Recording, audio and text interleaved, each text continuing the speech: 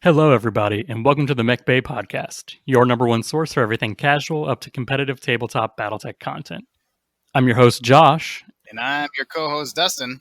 Today, me and Dustin talk about the unsung heroes of the Inner Sphere, the tanks, VTOLs, general armored vehicles, and the poor, bloody infantry who spot for our LRMs, or as I'm calling it, the right to bear combined arms.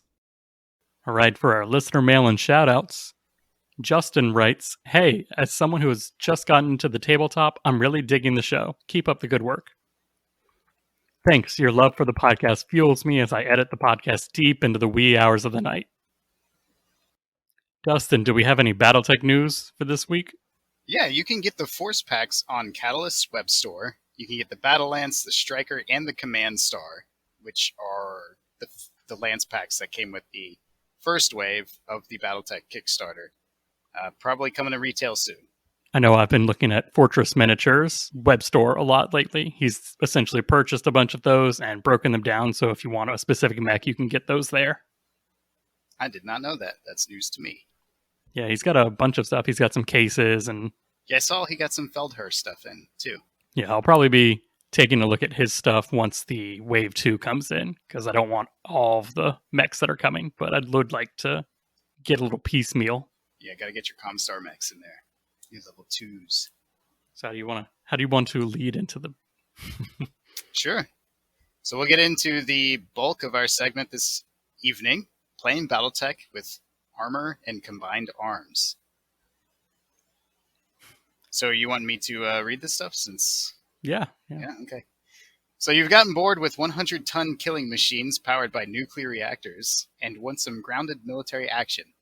So Josh, why would you add armor into a game of Battletech? I would add armor and infantry if I want something that's very cheap and easy for my opponent to kill, but also have a dedicated purpose rather than a more general utility that a mech has.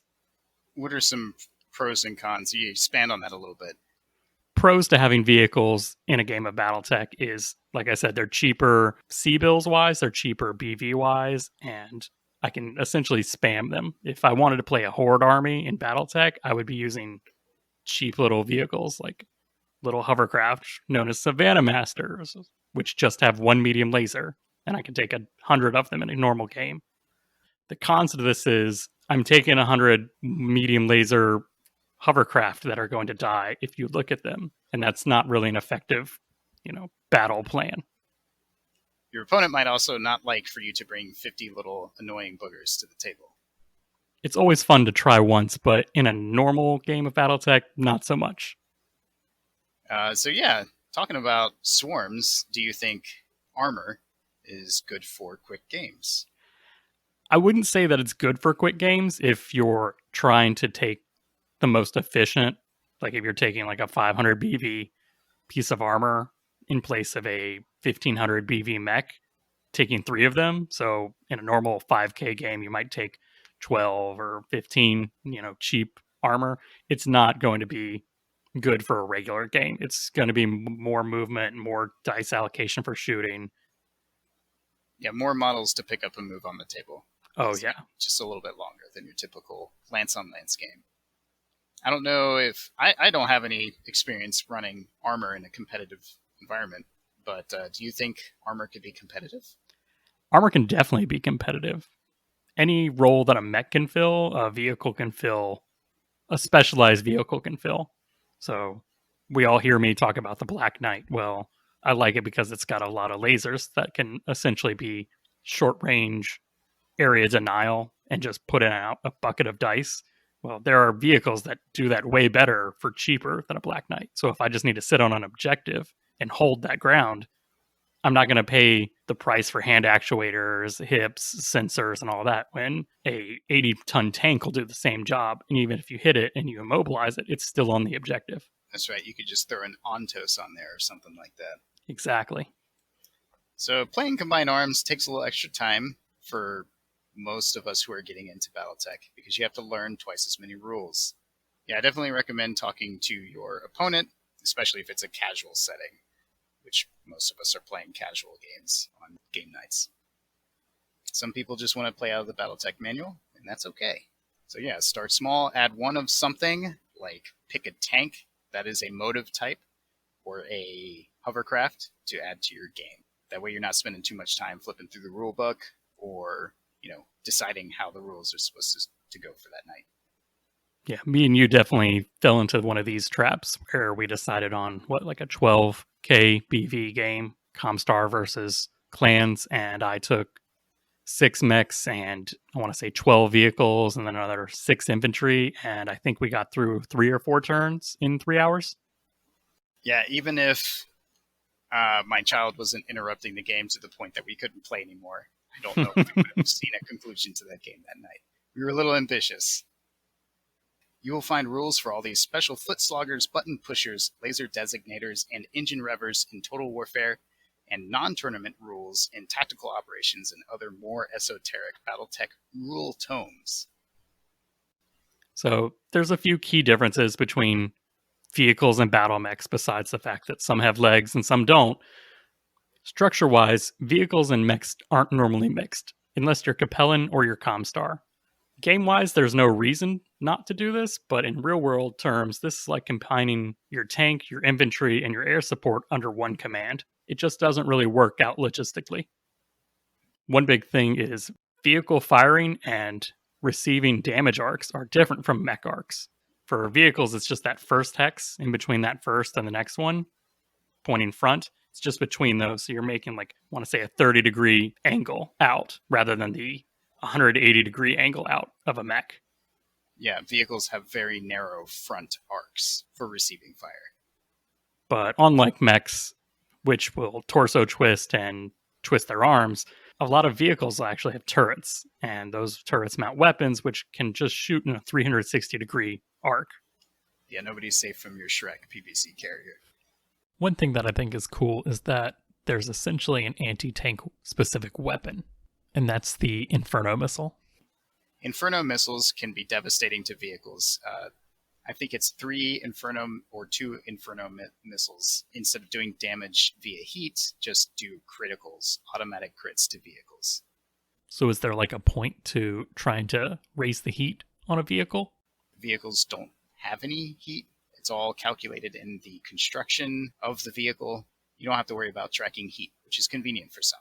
So do vehicles have like a preferred environment? Like mechs are all-terrain vehicles essentially, but what about a regular vehicle? Vehicles gain 1 movement point at either flanking or cruising speed if they spend their entire movement phase on pavement. All right, so let's dig a little deeper and break these up. So for all the tread heads out there, let's talk about some tanks. Tanks specifically, they can mount insane amounts of armor and weapons, but are often rendered unusable or mission killed if they get all those tracks blown off, even still with armor. Dustin, why am I going to bring a tank to a game of Battletech? Tanks are great for holding narrow corridors. If they can keep their flanks covered via buildings or supporting units, they can really just lock a lane down. They can put a volume of fire down that lane, and tanks are not constrained by the same construction rules that battle mechs are. So they can mount more than twice. They can mount an unlimited amount of armor, I think. Don't quote me on that. On their front arc. So some tanks just mount crazy amounts of armor.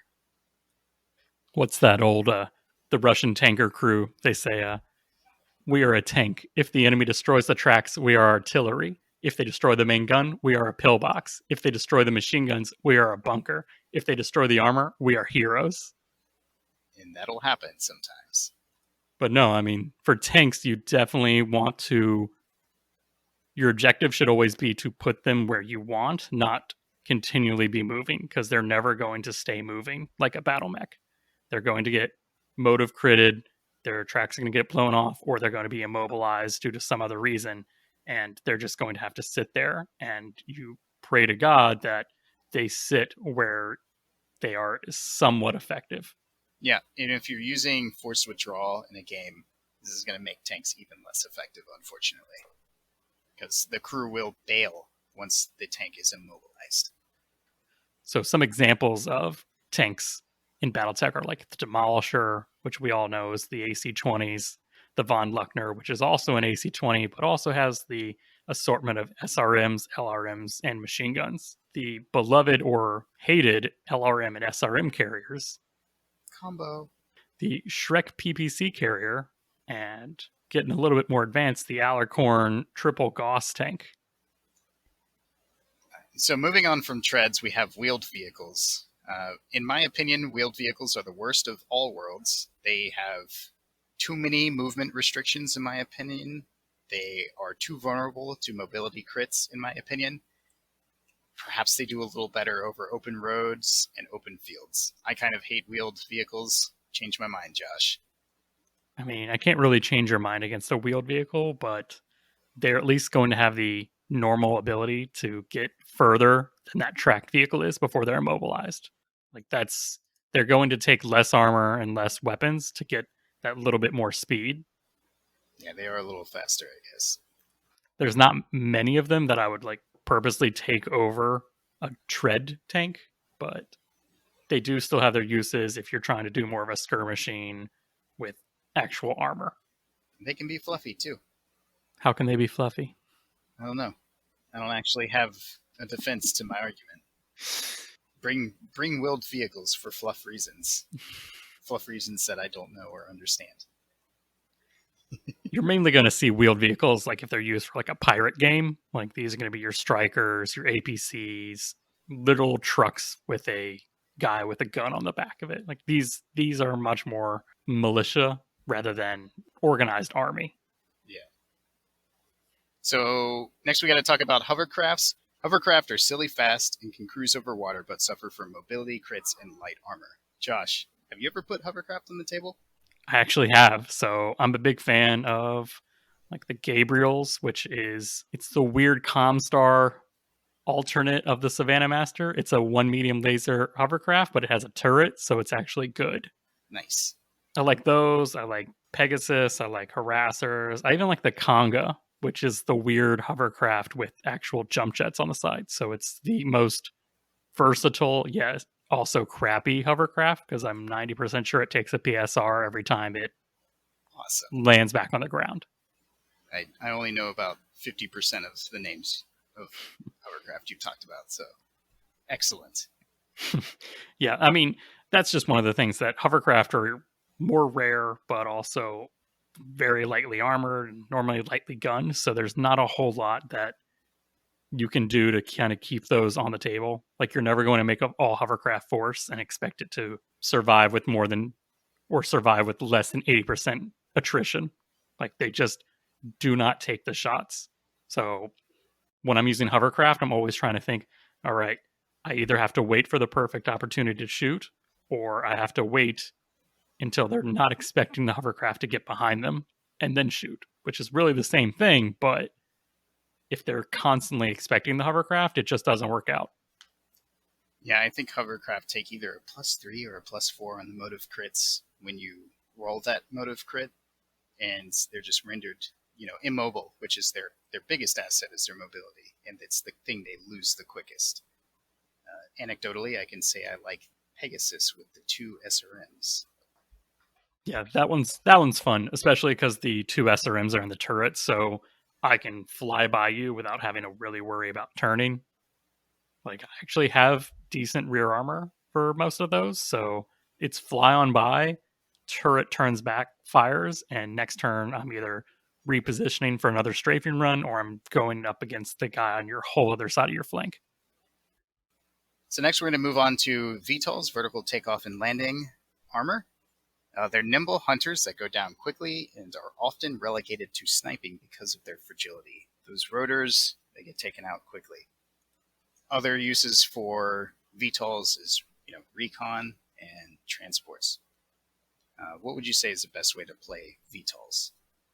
So they really are your light air support. They can't stand a inner sphere 30-25 brawl without just going down immediately. Like if you look at them, they die. There's not a lot you can do to prevent that from happening. So you really have to play on your movement. You have to play on your range, and all the lessons that you'll learn from playing a hovercraft, you're going to have to apply those twice as hard to a VTOL. I haven't put a lot of VTOLs on the table, but I hear that LRMs and Gauss rifles and AC-2s, other long-range guns, are great on them. You want to keep them out of harm's way, beyond the touch of the enemy, and just harass with them. Or you want to use them as bait. Try to get your opponent to move out of position, make a bad play to try to get that harasser. Oh, definitely. I mean, no one wants to shift 80 tons of battle mech to kill 30 tons of one large laser that's flying around with a +4 to hit. Like, that's just not worth it game-wise. But if you can make them do that, if you can make them turn their entire battle mech around to try to shoot the one VTOL, then that's VTOL's essentially paid for itself for a turn. Like, think of it as trading BV to make someone think somewhere else. Absolutely. But yeah, if you can put a long range weapon on a VTOL, that's even better. Like, then you can actually start using them offensively. So the last piece of modern, realistic armor that some people like to see in their combined arms game is artillery. But artillery kind of has its own special set of rules and its own. And I feel like artillery plays a little differently in Battletech than it does in other tabletop war games. Artillery can be fun for narrative games. Ranges are measured in literal map sheets, and a lot of us don't bring 17 map sheets to the local game store, so they can be fun for narrative play. There are abstraction rules that you can find in the rulebooks. Instead of putting that long tom on the table, you can just pay BV for a long tom strike. So they can be fun for narrative, but they're not necessarily reliable enough for regular play.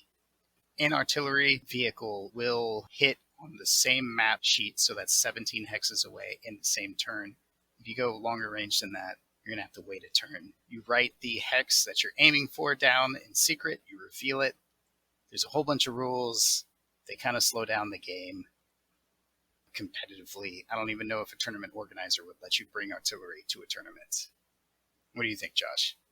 I'm going to have to agree that they slow down the game. Like, they are much better for the narrative. Or I kind of wish there was the abstract, like, hey, everyone gets their single long tom artillery blast that they can put down at certain BV values. But they're also just too random to actually put money down on being useful. I've heard it talked about that to make artillery effective, you have to use multiple artillery, and then you're really just taking an artillery support lance, essentially. And at that point, you're not really just playing with your opponent, you're just kind of like nuking him from orbit. Yeah, I've brought artillery, on mech platforms. I don't know if I've brought artillery on a vehicle platform, which is what we're talking about today. But I honestly feel like they just kind of don't fit too easily into the standard Battletech game. I think that's because they're not interacting with the battle mechs that are on the table. They're interacting with the terrain that's on the table. Like, they're aiming for the battle mech, but the chance of them, it's not just hit or miss. It's miss, but how much do I miss? So then you have to take that all into account. Yeah, you roll on some tables, see how far your shot misses. I wouldn't bring them for a competitive game or a pickup game. I'd be like, hey, for the final mission of our 2-month-long campaign, you're assaulting a fortress under artillery, and you have to, hey, guess what? Take the assault mechs to get through that. That's right. All right, now for the piece de la resistance, the boots on the ground. So those unsung heroes who fight and die underneath our mechs' feet, also known as the frontline infantry. So you've got your few different types of basic infantry. You've got your foot infantry, which come in squad size and platoon size. You've got your jump infantry, which are essentially a jump jet strapped to a guy. You've got mechanized, which can either be hover or wheeled. Think dudes on ATVs and Jeeps, retrofitted pickup trucks. But unfortunately, no matter how many ways that you can wrap infantry in a vehicle to get them across the table faster, they're still really squishy, and they still take a lot of damage, and even more damage if they're in open terrain. So what kind of weapons can the infantry bring to the field? So your standard infantry can take either the laser gun or the machine gun, and the machine gun does more damage at closer range versus the lasers less damage at longer range. If you get a little bit more advanced, you can take infantry with field guns like autocannons.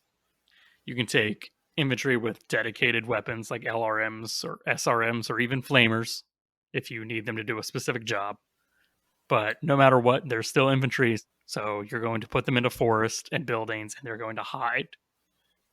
Yeah, outside of narrative reasons, I feel like they do a few things very well. You know, they can dig into cities and forests like Josh was talking about.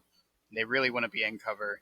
They desperately need to be in the cover. Their advantage is that you've got mech scale weapons do less damage to infantry in buildings and when they're in forests.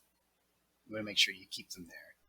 The big thing always to remember is infantry are slow. Over the course of a game, you're not going to get that far.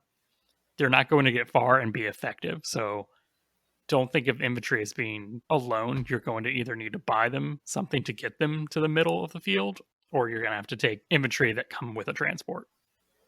One important thing to remember about your ground pounders is that they can spot for LRMs and move in the same turn without taking a penalty. They make great spotters. Digging a squad or platoon of infantry into a building or heavy woods and just using them to spot for your LRMs, that can be competitive. Your standard platoon of infantry can also hold their own against lighter mechs. So, you know, your stingers and wasps actually have to be careful around infantry.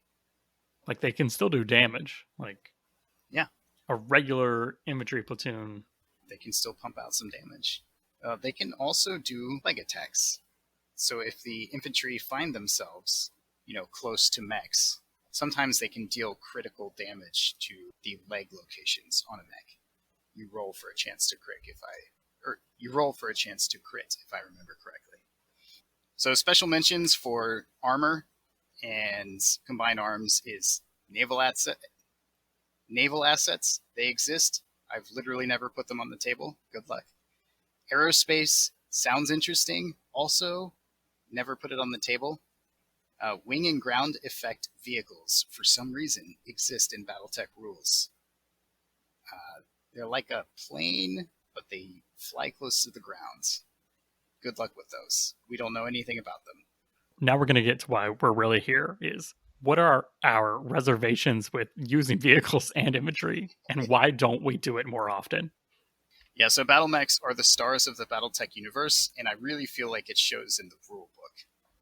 There are certain things that vehicles and infantry definitely do better than mechs, so you should try them out sometime. They're fluffy, they make sense. You know, the majority of a house unit is going to consist of armor and infantry, so they're really fluffy to bring to the table, and they're fun.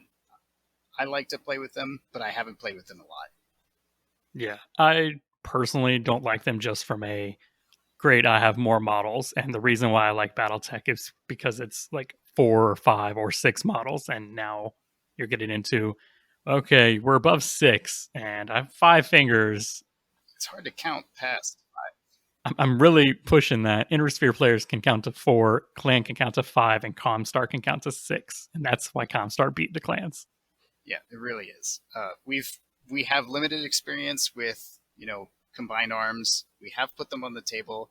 They can be fun, but we feel like the fun is also limited with them. So try them out, see how they go.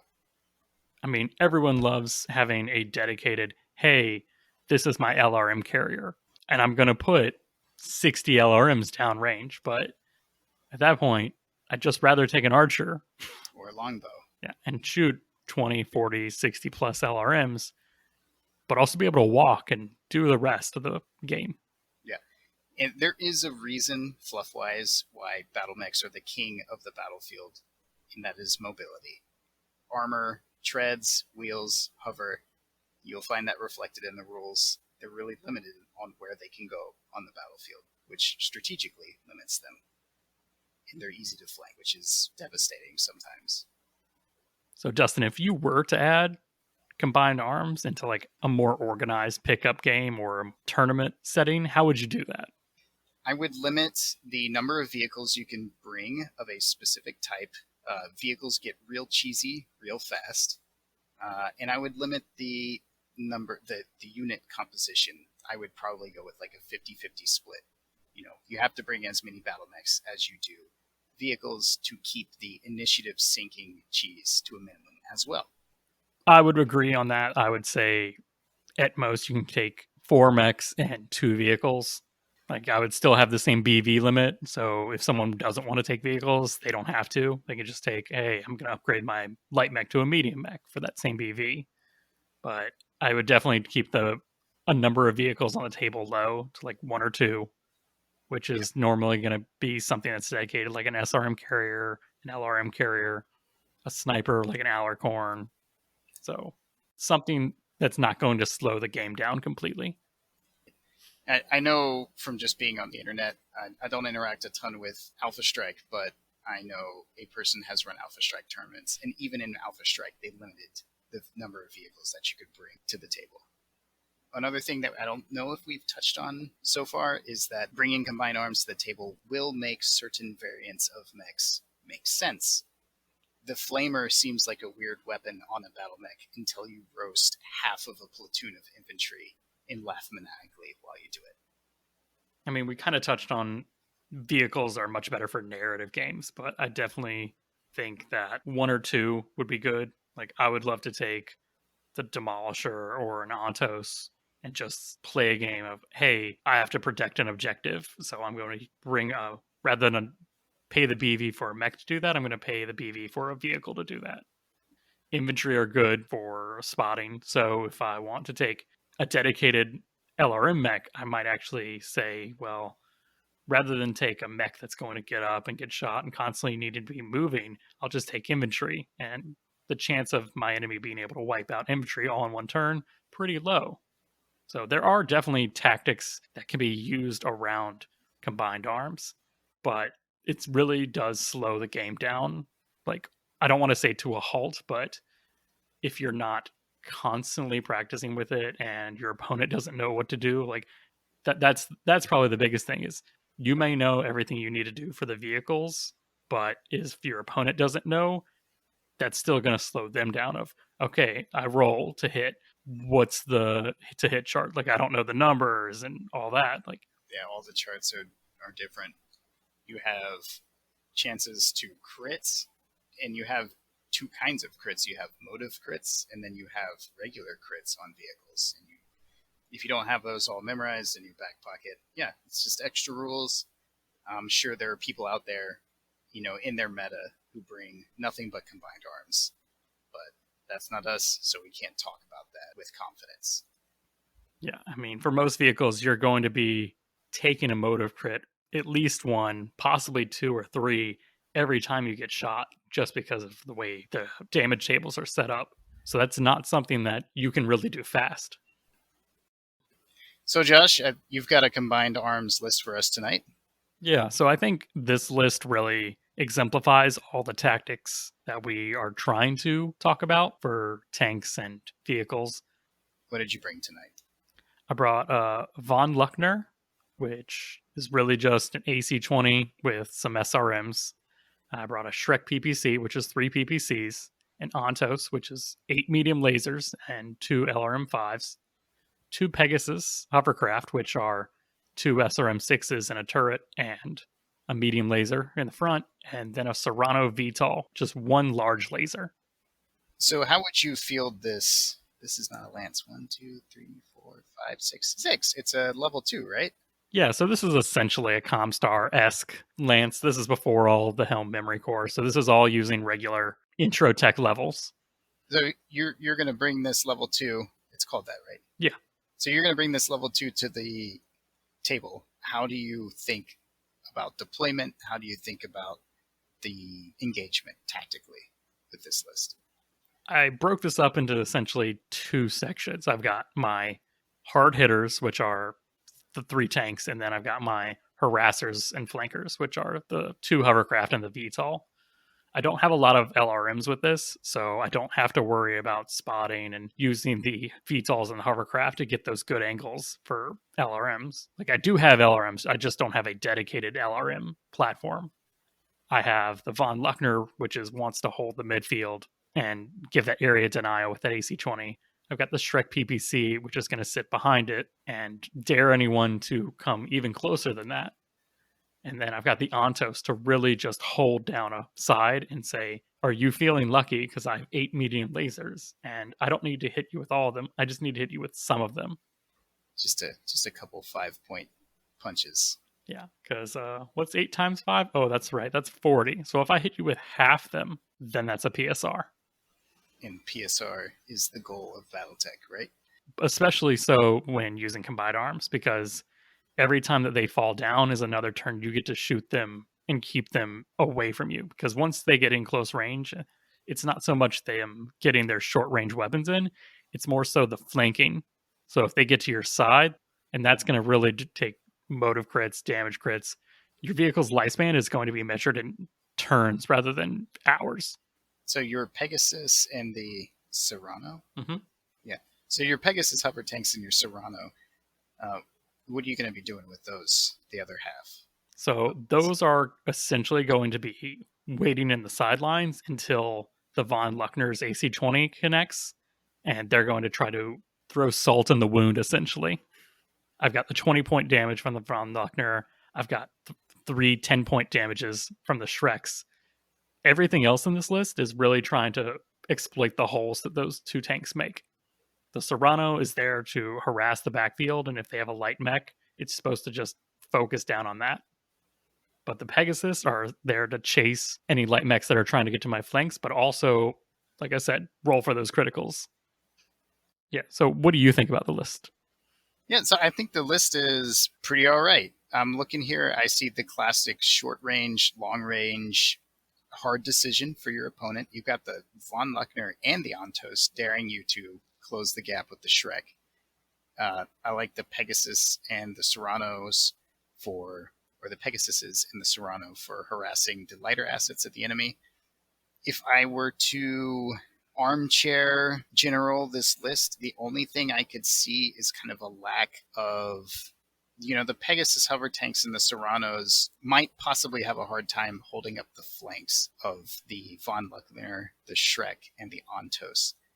Now, there are 3 of those tanks, so they could cover their own flanks a little bit, but I would worry perhaps that they could still be easily flanked or, more easily flanked. But yeah, I'd like to, play against this list and see how it fares on the table. Like I said, I mean, I actually threw this lance against our Merrick lance from last week just to get a feel for how a all mech versus all vehicle list would do, and I'll admit I was only able to kill the Grasshopper and the Blackjack and get the Centurion down to about 60% armor. Did you find that your vehicles were suffering from, the classic ailments of motive crits and weak flanks? I would say that they suffered more from terrain.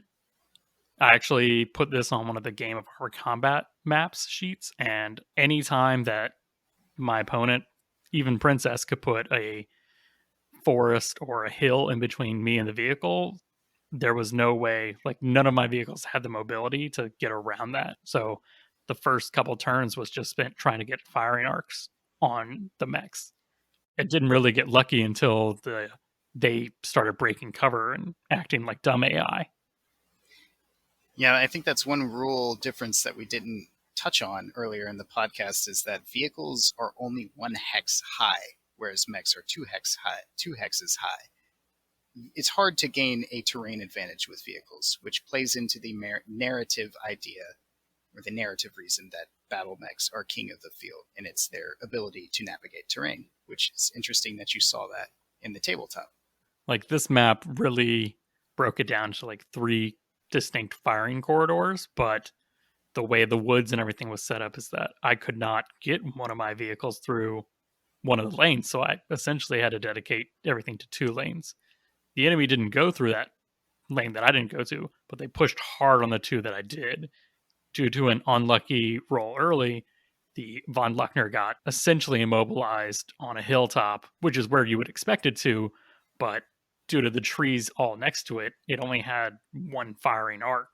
It couldn't really put the turret weapon to full use.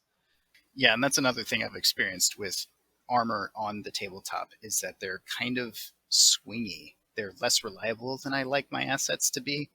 They're easily critted into oblivion, and Sometimes they really put the work in, and sometimes they blow up much faster than you would expect a mech to. Oh, definitely. I mean, the Ontos got a fuel cell hit, which just caused a straight up explosion next to it. So my 8 medium laser platform went up in flames after getting turret locked and then exploding. Yeah, and anecdotally, I've played a tabletop game in person against an opponent. They put a tank into a corridor in a city to hold that lane, that firing lane, which is what tanks do well. And I still got that crit, still got that ammo cook-off, and the tank went down very easily. This can happen to mechs, but it just happens less frequently. I mean, if you take a mech with no ammo, it can't really explode. At most, it can get, 3 engine hits or a gyro an engine, and then it's fallen down and it's force withdrawal. But a vehicle actually has a much higher chance of just exploding and dying. Yeah, and once again, if you're playing with force withdrawal, I think you'll find that it's even worse. The guys inside of the tank don't want to die in the tank. When it's immobilized, they boogie. They get out. My Shrek PBC carrier actually did okay. It did what I would say is equivalent damage for what it was going up against. But once the Ontos and the Von Luckner were out of the field, it was easy prey for the Victor to just walk up, AC-20, did some medium lasers, and it was pretty lucky to get through one of the sides of armor faster than the others, but there wasn't anything left. And once that was out, I was down to one Pegasus that had essentially failed its skid check and ran into a tree, which destroyed the skirt and then immobilized it. But I still had the turret, but unfortunately it was on level 0 with one level 1 in between that and all the action. What about your Serrano? How did you like your VTOL? So I actually liked the Serrano most of all because it was the last thing to die. No kidding. I don't know if that's just an AI thing with fighting on Megamech, but I was able to constantly stay moving, staying even just in my cruising speed rather than flanking speed, and just turn on the last one to get that forward arc large laser in. It got a good couple hits in before it went down. Yeah, we did talk about how, squishy VTOLs are, but I think there have been one of the few rules changes is that rotors take damage divided by 10. So typically you're doing 1 pip of damage to a rotor. VTOLs are a little more survivable than you want them to be sometime if they're on the other side of the field. But it sounds like the Serrano put in its work for you. Yeah. I mean, overall, I was happy with this list. I was pleased with that. I was able to mission kill 2 mechs and put the third one into, all right, if I fight anything above a light mech, I might get worried. Yeah, and I feel like this ties into the fluff, the narrative again. Like your list, the Von Luckner, the Ontos, the Shrek, all these things were probably almost certainly cheaper C-bill-wise than the enemy mechs. Sometimes we play narrative games where we're talking about C-bills, and sometimes we're just playing by the battle value. We're playing our pickup game. So... yeah, I mean, I probably brought more weapons and more ability to do damage than the mechs. It's just I did not have the survivability and maneuverability that they had. And that really affected my game. Yeah, I feel like that really wraps up the overarching theme of infantry and vehicles. Less survivability, less mobility, and they're cheaper. I mean, we do have to give some positives to vehicles, which is if you need a dedicated platform with 3 or 4 or more of something, things like the Alarcorn, if you need Gauss rifles, the Shrek, if you need PPCs. The SRM carrier, if you need SRMs, the LRM carrier, if you need LRMs, aptly named vehicles. So if you need to spam something to effectively engage your opponent, vehicles actually are where it's at. It's the vehicle episode. You want to leave it on a this is where it's at note, right? Yeah. Yeah. And I don't think it can be understated how much we don't play with combined arms and infantry just because they do slow the game down. Like when we do play with infantry and combined arms, it's for a narrative reason. So we're not as interested in who's winning, who's losing, who's being effective as much as it's more logical that this army would have 2 tanks and a bunch of infantry and maybe 1 or 2 mechs. Then, all right, this is not an effective lance and this is not going to work.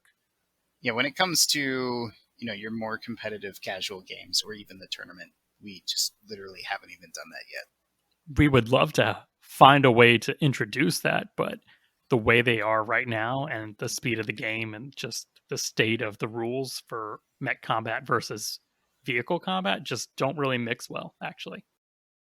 We will say if you have experience playing with vehicles and you have tips and tricks that you like to use to either speed the game up when you introduced a lot of them or tactics that you use with mech and vehicle combat, feel free to send them to us. We would love to read those. Yeah, if there's something we didn't mention when it comes to combined arms, drop us a line, send us a message, and we'll talk about it in the next episode. So if you have any questions or comments, email us at the Mechbay Podcast at gmail.com or drop us a line on Facebook or any other social media that you can find us on.